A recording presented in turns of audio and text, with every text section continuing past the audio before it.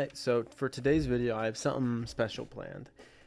This is a video I've been wanting to make for a while. I've just been putting it off again and again because it's required a good amount of research and prep time, and I've just been putting it off, and now we're here. I've spent quite some time now doing research and noting every important detail, but we're going to be talking about the story of Chris McCandless, the man who was not much older than me at the time of doing this, decided that his life was just unfulfilling.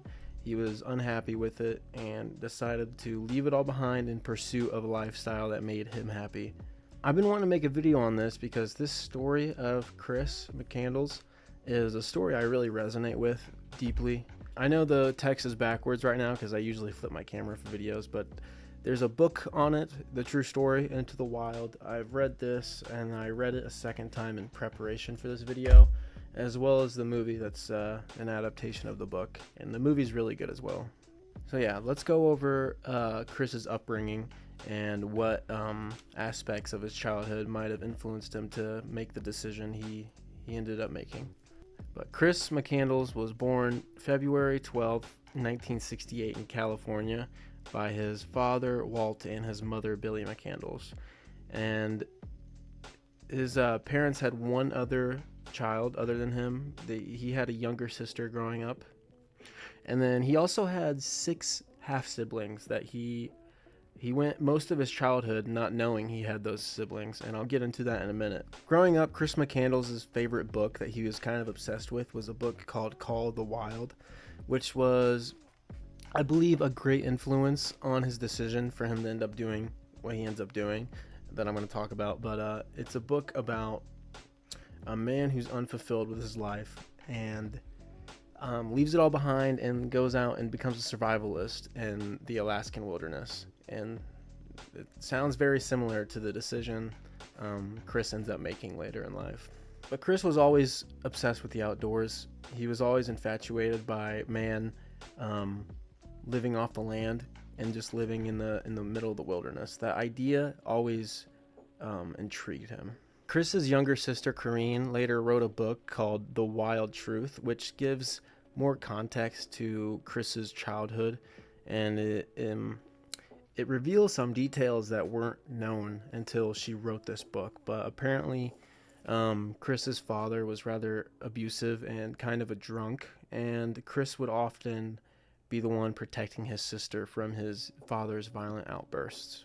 In the book, The Wild Truth, Chris's sister states that she believes that her father's abuse is one of the key reasons Chris ended up doing what he did. Everyone who grew up with Chris or was friends with him or knew him at all on any personal level, when interviewed or asked about him, they all literally had nothing but good things to say about him.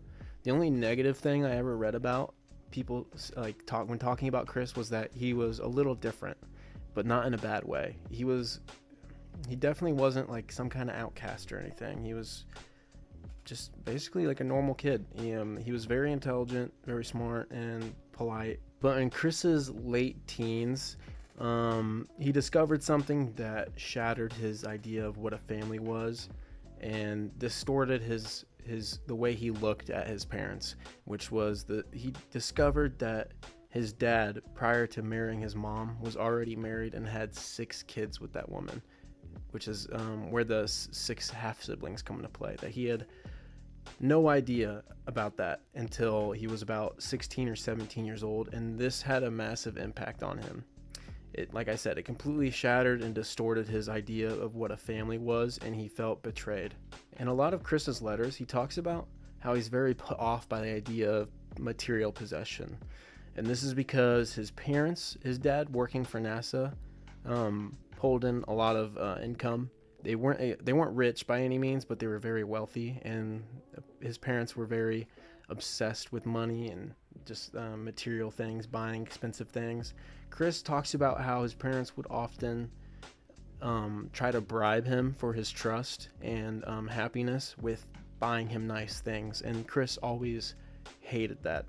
Chris's sister and his parents once spoke about a time where they bought Chris a brand new luxury vehicle, and he rejected it. He didn't see why he needed it. He already had a car. It was an older car, but it ran fine.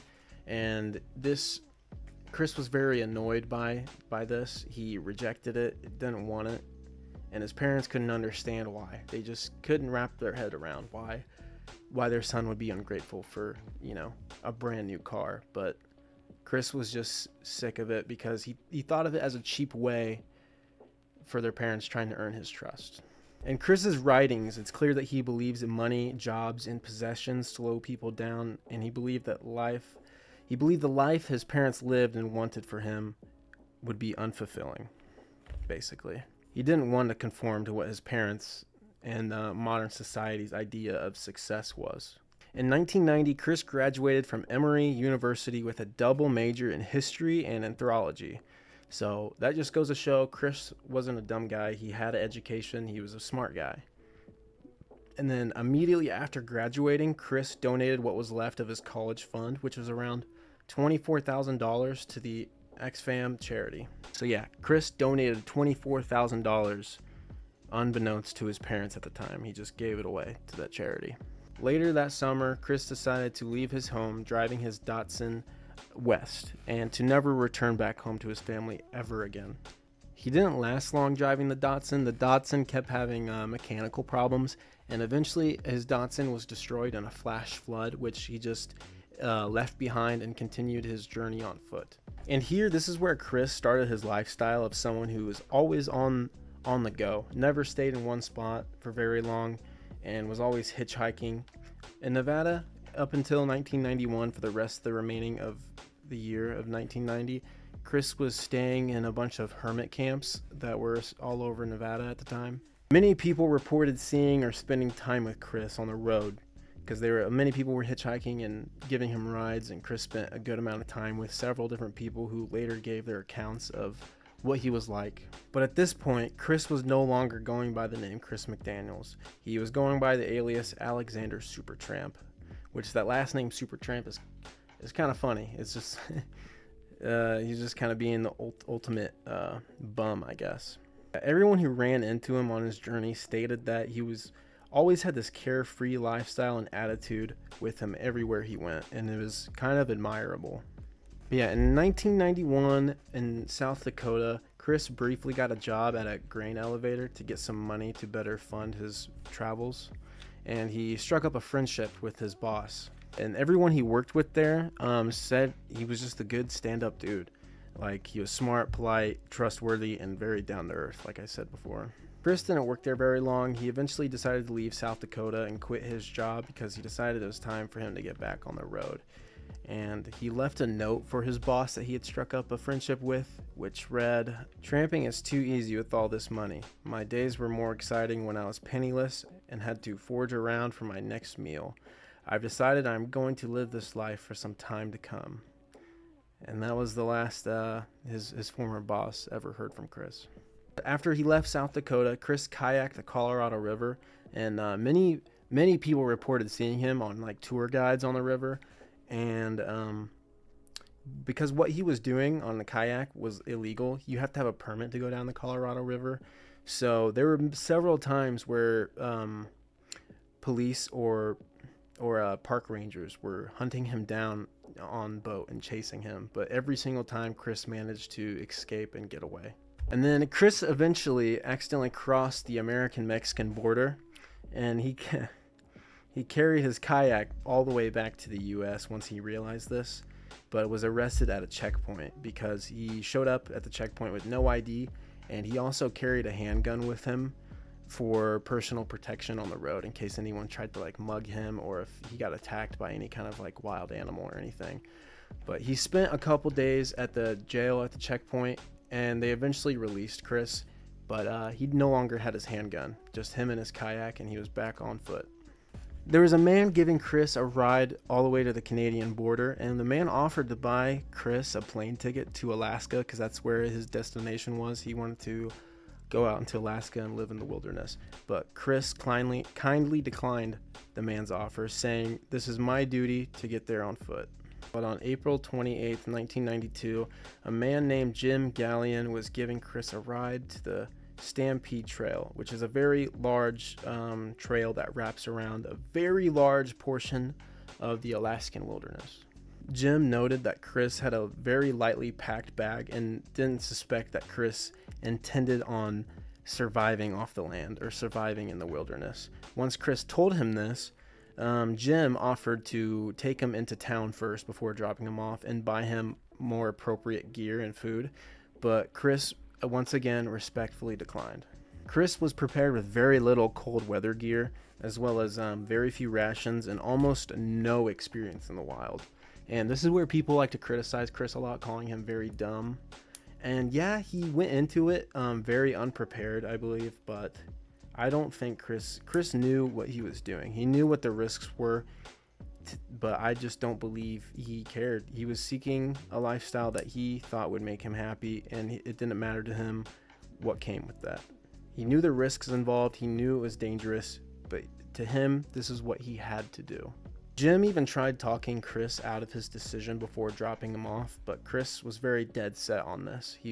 Nobody was going to change his mind. After Chris got out of his car and walked into the wilderness, this would be the last time anyone would ever see Chris alive, unfortunately.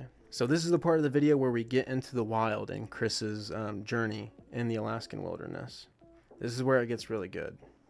And we know about all these details I'm about to tell you because Chris documented his 113 days in the wild through notes and a bunch of journal entries he made. He noted that the only supplies he took into the wild with him was a 10-pound bag of rice, several books, one titled Edible Plants that he used to, if he couldn't hunt, he could at least go out and scavenge for berries or whatnot. And he kept that book just to make sure, he didn't accidentally eat the wrong thing, which you'll later find out he does. He accidentally eats the wrong thing. As well as a Remington 22 long rifle and 400 rounds of hollow point ammo, which sounds like a lot, but 400 rounds of 22 ammo, 22 bullets are very small, and 400 rounds sounds like a lot, but I'm pretty sure that's just a single box of ammunition. So yeah, like I said, Chris very unprepared. I mean, he also didn't come with a map of the area, and he had no prior knowledge of the area he was planning to survive in.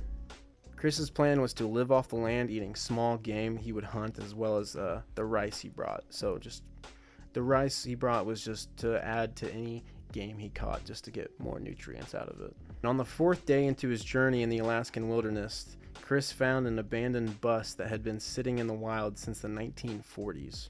Chris named this bus the Magic Bus, and the history on how the bus got there is kind of interesting. So in the 1940s, there was railroad construction being done in the Alaskan wilderness, and there were camps of construction workers or railroad workers, and instead of them building camps, they just brought out vehicles out into the wilderness to sleep in and stay in.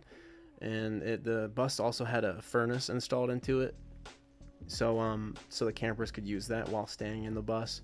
But apparently the bus's axle broke, so instead of taking the effort to remove the bus out of the wilderness, they just left it behind, and that's where it remained for the next 60 something years, 70 years. The Magic Bus was often used by hunters as like a scout spot to spot game, or just to camp in, really, because like I said, there's a furnace in there as well as a cot in the very back of the bus. Yeah, inside this bus is where Chris decided he would stay for the next 113 days. He survived mostly off berries and small game, like I've said before, and the first few weeks for Chris were very smooth, and he was in high spirits, according to his journal entries. And then on day 43, Chris somehow hunted and killed a moose, or it's believed to have been a caribou. Chris just didn't know the difference between the two because they kind of look alike, and they're like almost the same size.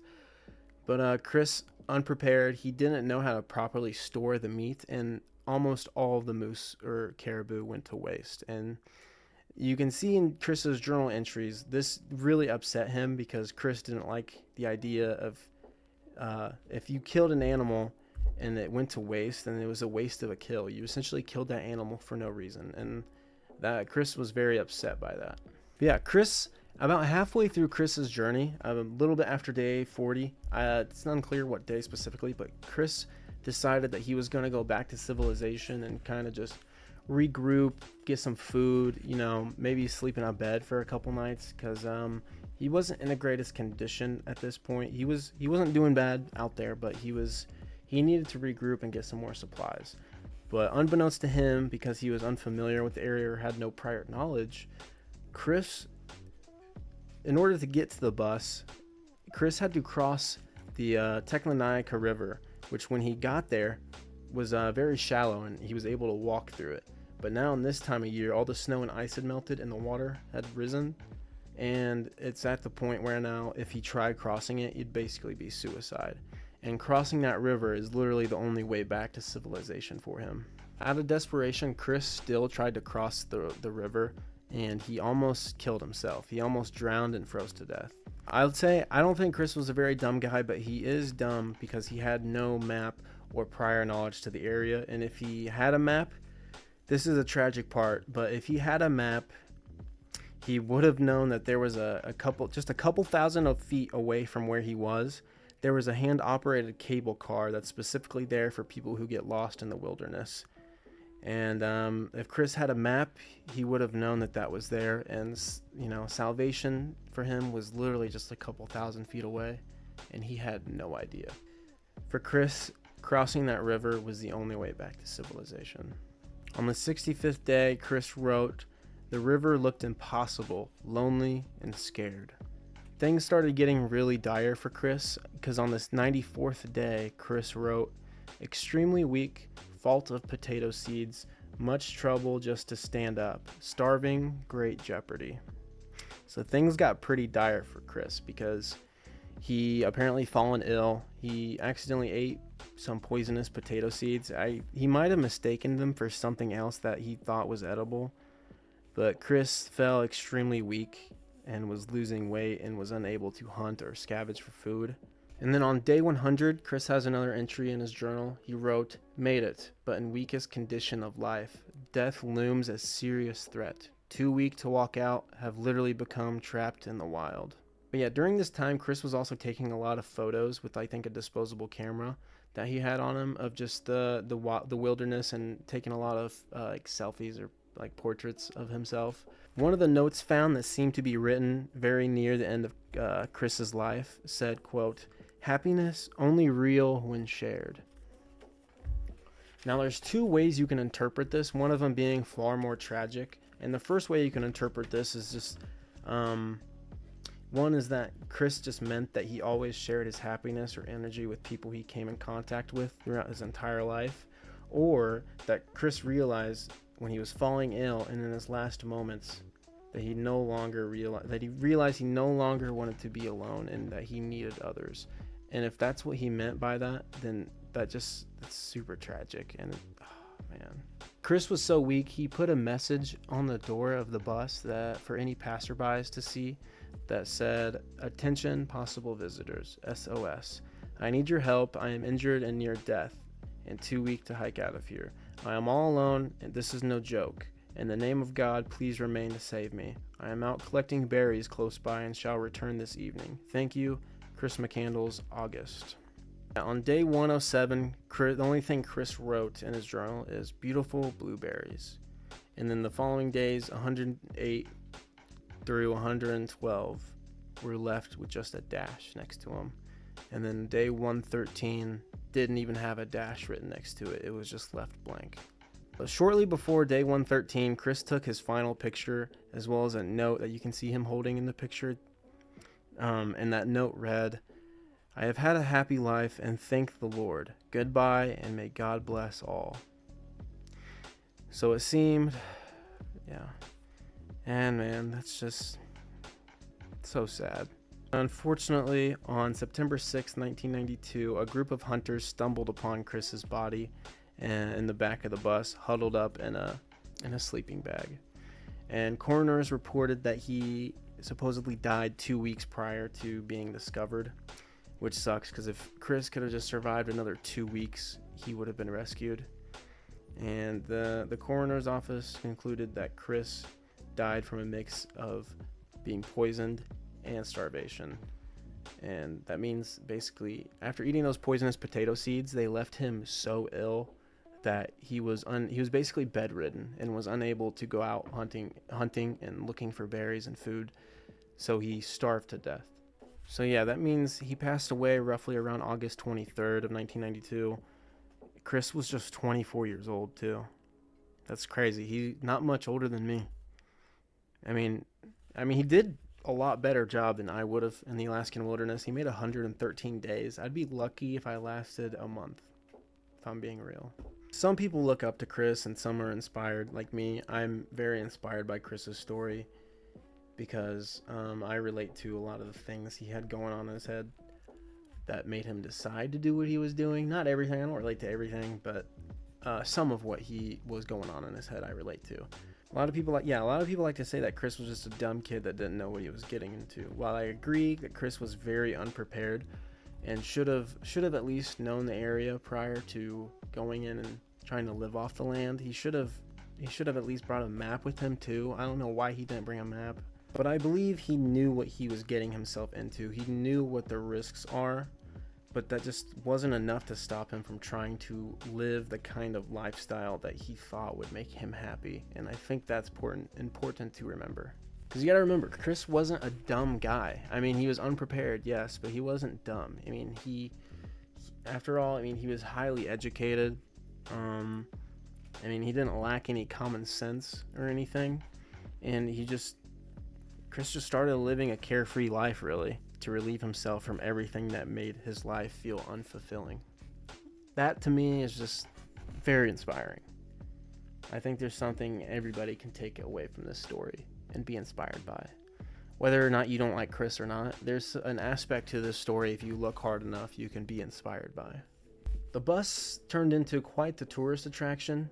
15 people have been rescued trying to go visit the bus and got stuck out there in the wilderness, as well as 2 people who ended up drowning in that same river that Chris almost drowned in himself.